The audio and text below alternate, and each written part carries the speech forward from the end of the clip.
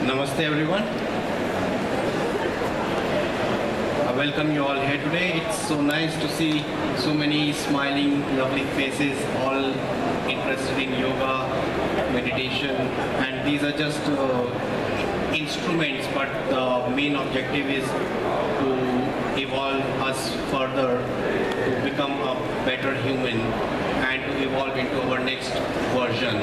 So yoga, meditation are the instruments that help us to connect with our own self, our inner self, our higher self. Isn't that true?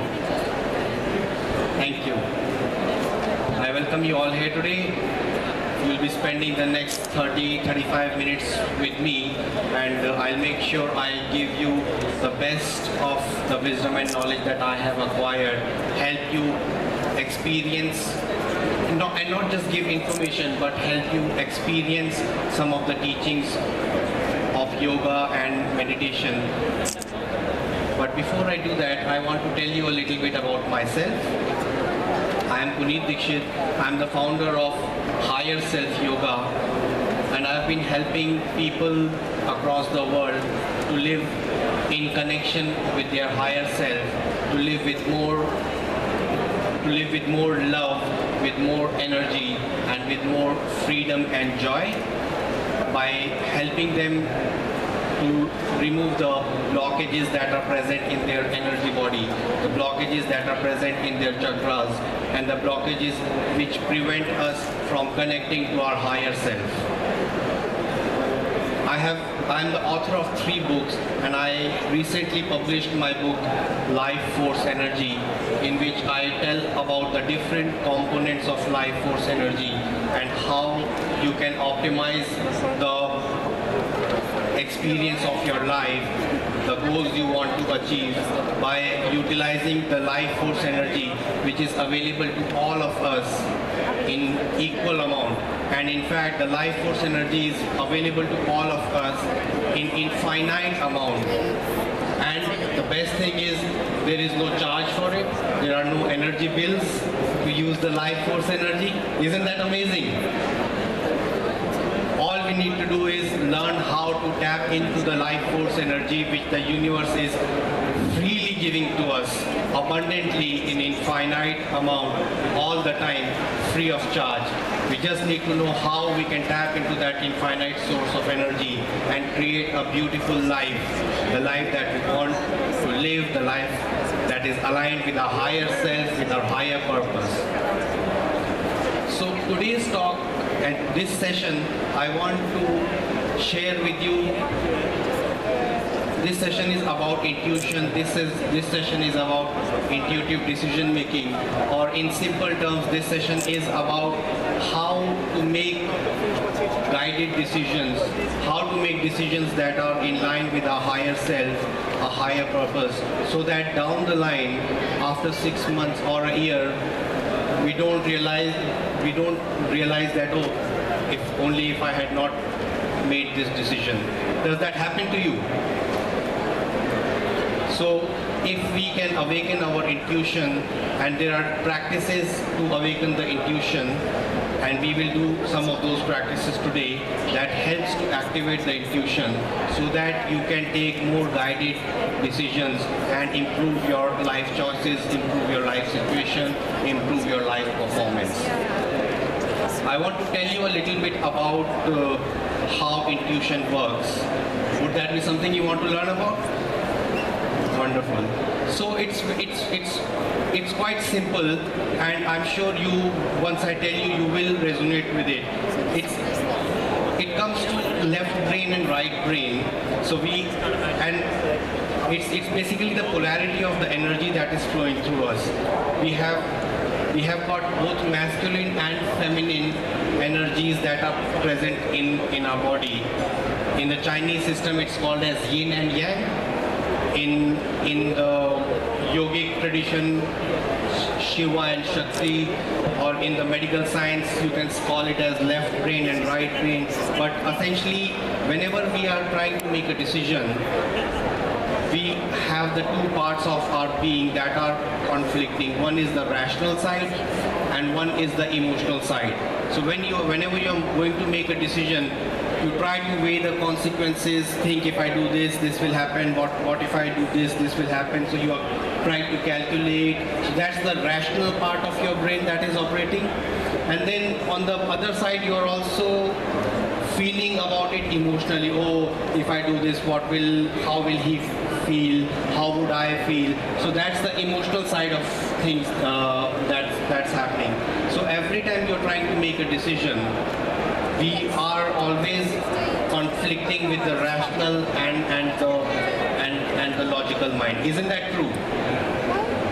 And some people are more rational, so their decisions are always more calculative. So they are always trying to see the pros and cons, weigh the pros and cons, cost, benefit, and then take the decision. Some people are more emotional, so they are taking decisions more on the emotion side. And the reality of the fact is that both are two polarities. So the rational guy would 6 months or a year down the line, he would think he might have hurt himself, or he might have hurt someone else emotionally because he ignored the emotional side. And the emotional guy might have got carried away in the emotions and made a decision which might not have the best financial results, or might have ignored some of the other practical side of things. Does that happen often? So the key is to balance the left and right, and you achieve this through the meditation.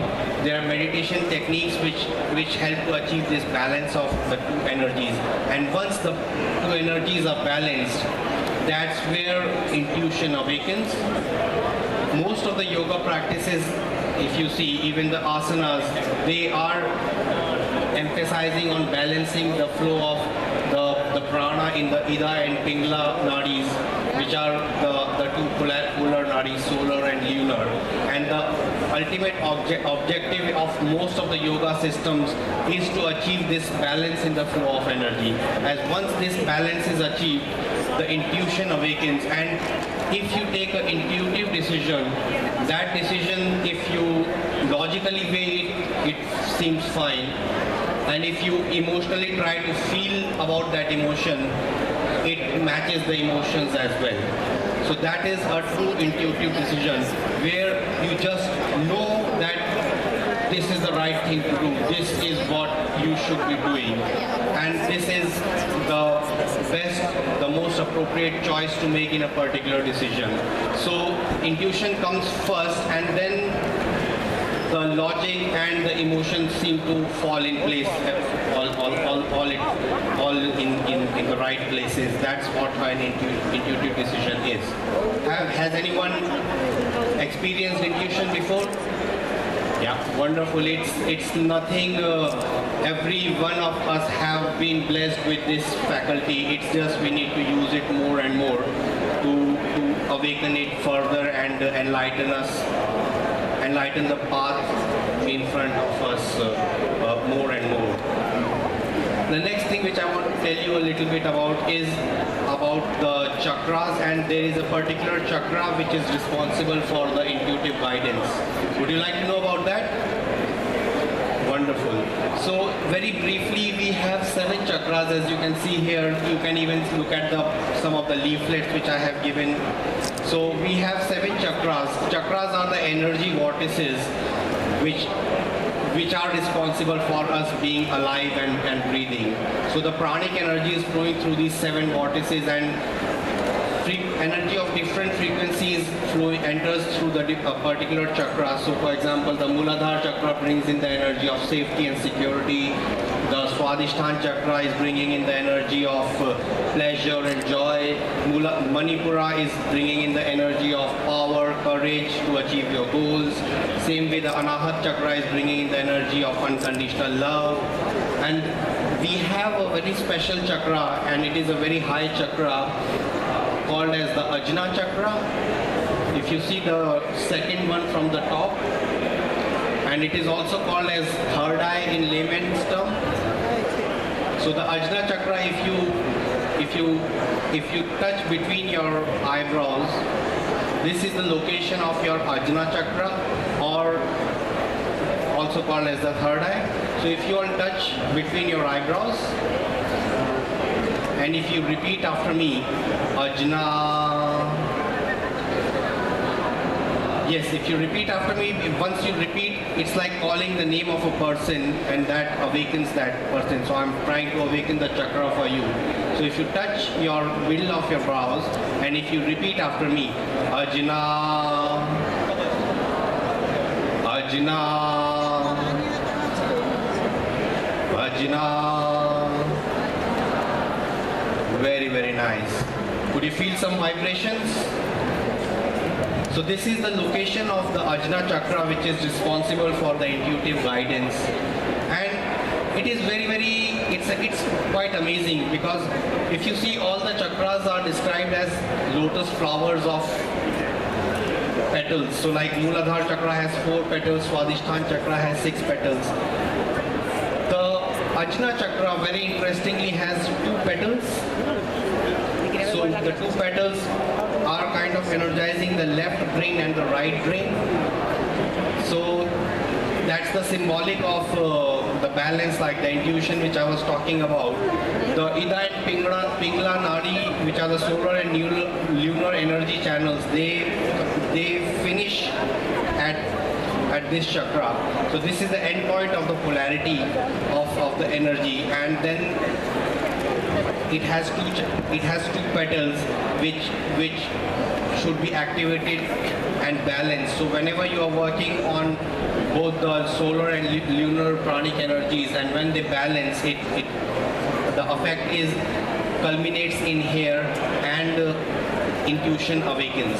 That's why a lot of people call it as a third eye, or in the psychic terms they have given it the name of third eye, but it essentially is the culmination of the lunar and solar energies, the balancing of those energies. When they get balanced at the Ajna chakra, that's where the intuition awakens and you start to get guidance in your life, and you are getting that guidance, but this chakra is blocked. And once, if this chakra is blocked, the more the chakra is blocked, the more you will find it difficult to make decisions. If the chakra is blocked, the person will be more confused, he will be taking a lot of time in making decisions.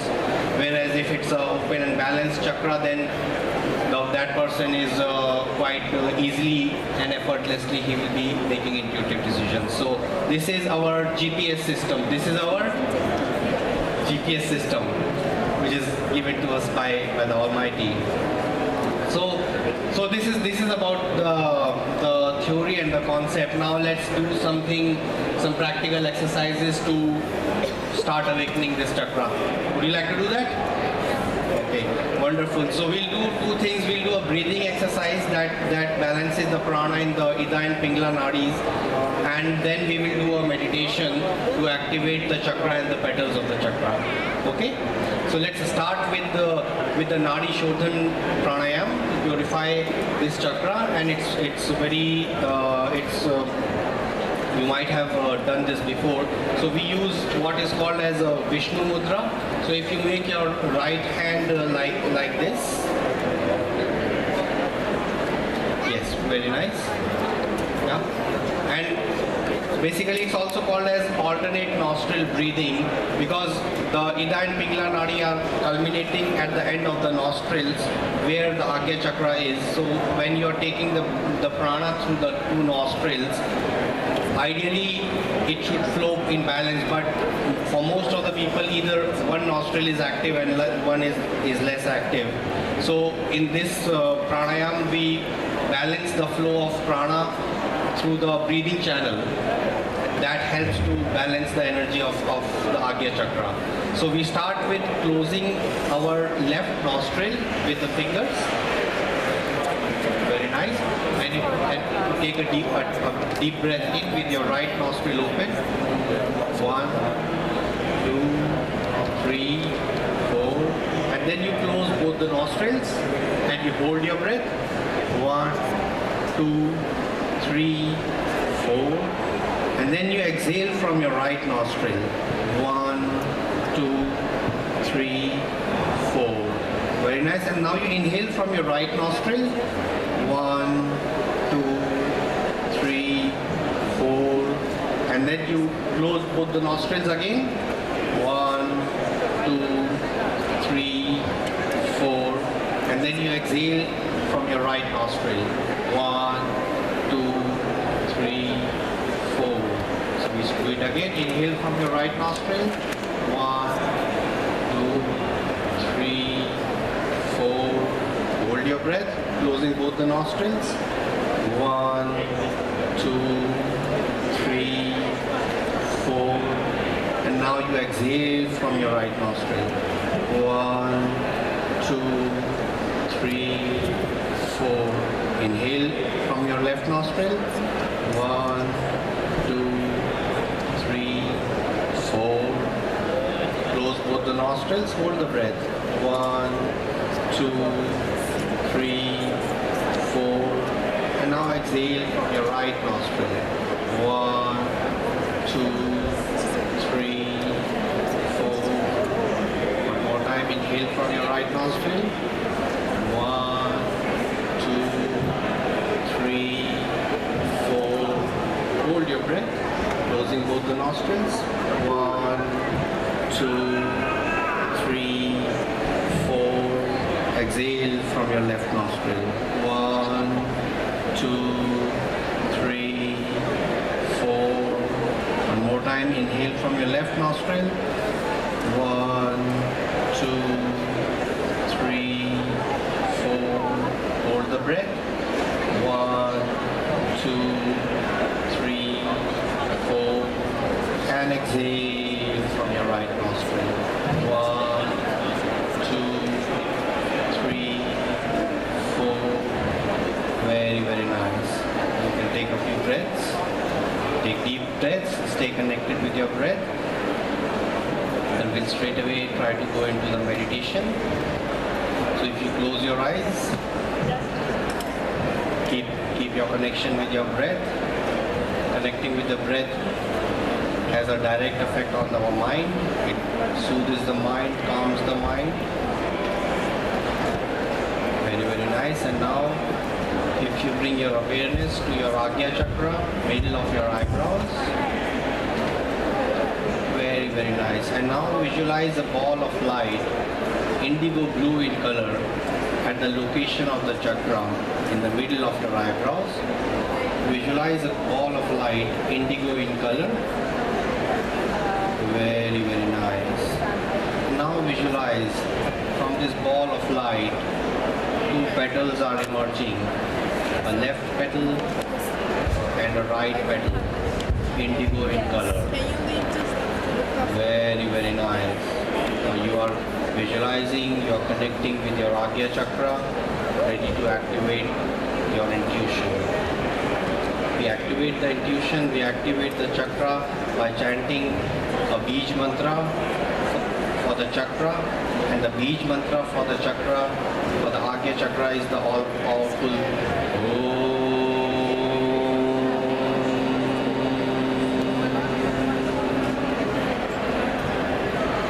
Feel the vibrations in the middle of your eyebrows as I chant the mantra. Om.